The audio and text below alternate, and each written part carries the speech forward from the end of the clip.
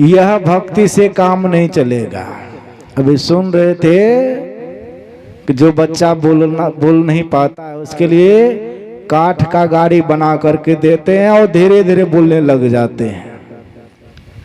इस भक्ति से परम कल्याण नहीं हो सकता। तो कौन सा भक्ति करेंगे? परमाराध्य श्री सद्गुरु महाराज बता रहे हैं, आहो भक्त सार भगति करु हो, असार भगति करी संसार भ्रमति रही, भक्ति श्रम निष्फल हो। सारा भक्ति आपका निष्फल हो जाएगा, बेकार हो जाएगा। इसलिए भक्ति कीजिए, जान करके कीजिए, अनजाने भक्ति नहीं कीजिए, जान करके कीजिए।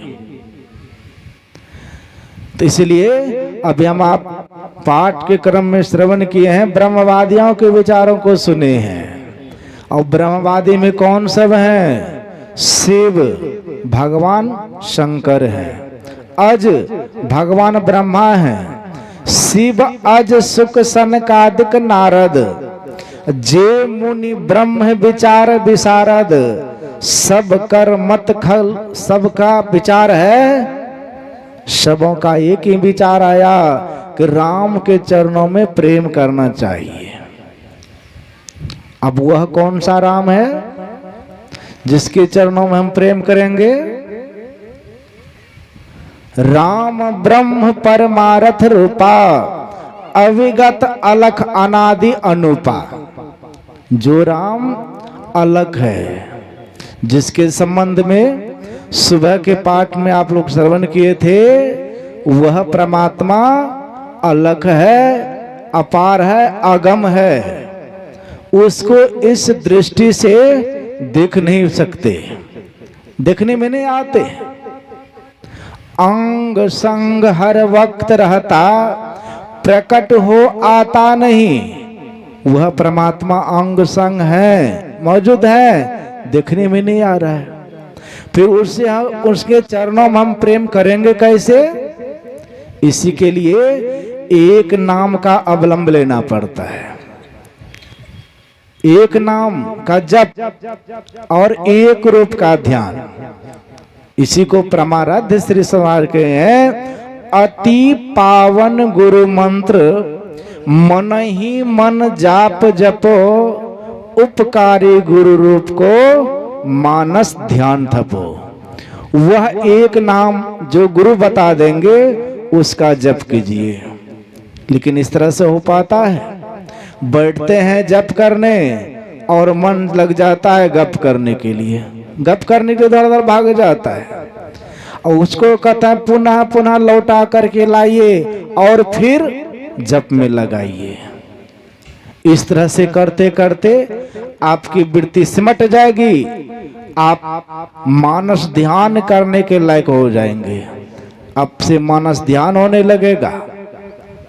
फिर इस तरह से करते करते और आपकी दृष्टि सिमटेगी तो दृष्टि योग करने के लायक हो जाएंगे, आपकी दृष्टि सिमट जाएगी और आगे की क्रिया पुनः फिर आपको जानना होगा।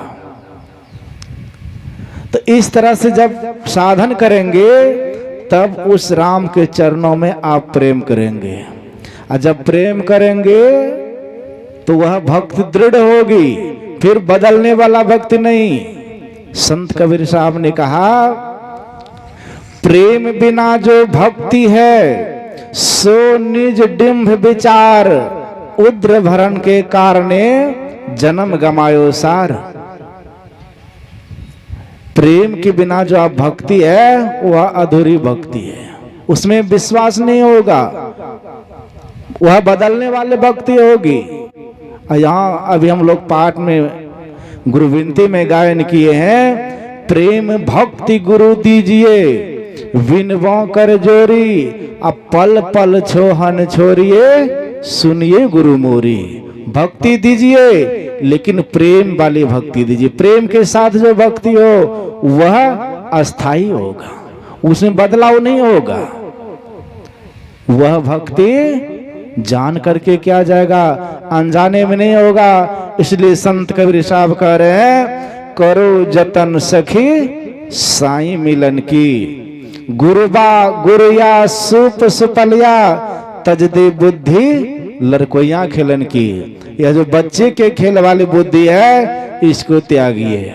बचपन में खेल खेलते हैं, मिट्टी का दाल बना लेते हैं, मिट्टी का भात, मिट्टी का ही दही चीनी घी पापड़ अचार सब मिट्टी का ही बना लिया और एक लाइन में बच्चे को बैठा देते हैं। अब पत्ता भी परोस दी जाती है और उसी पत्ता पे मिट्टी का ही दाल है, भात है, घी पापड़ अचार सब मिट्टी का ही है। और खाने का बच्चा नकल भी करता है, मिलाता है, मुंह तक हाथ भी ले जाता है। और भोज भंडरा सबों को खिला दिया और बच्चा सब उस भोज को मिंगार करके और चले भी गया।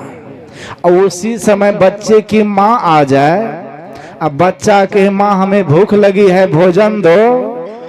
अब माँ के बच्चा को अभी तुमको देखे हैं बहुतों को खिलाया है भोज भंडरा और तुम भी खाया है, इतनी जल्दी कैसे भूख लग गई? बच्चा क्या कहेगा? पेट भरा हुआ है। बच्चा कहेगा माँ वो तो मैं एक खेल खेल रहा था, उस भूख उस खाना से उस भोजन से भूख की जो दुख है वह नहीं मिट सकती है, वह समाप्त नहीं हो सकता। उस भूख के दुख को समाप्त करने के लिए जो अन्न है वह हमको खाना दो, वह जब खा लेंगे तृप्त हो जाएंगे, भूख के जो दुख थी वो समाप्त हो जाएगी। उसी तरह से यह हम आप जो अनजाने में भक्ति कर रहे हैं वह बच्चे के खिलखिलाई भक्ति कर रहे हैं।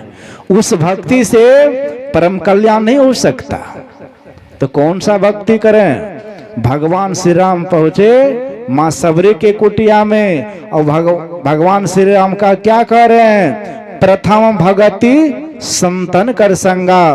प्रथम भक्ति संतों के संग से आरंभ होता है, इसलिए संतों के शरण में जाओ, तब जान करके भक्ति करो। और भक्ति करते करते एक दिन तुम सारे दुखों से छूट जाओगे। ऐसे अनजाने भक्ति से यह दुख जो है लगा ही रहेगा, छूट नहीं सकता है।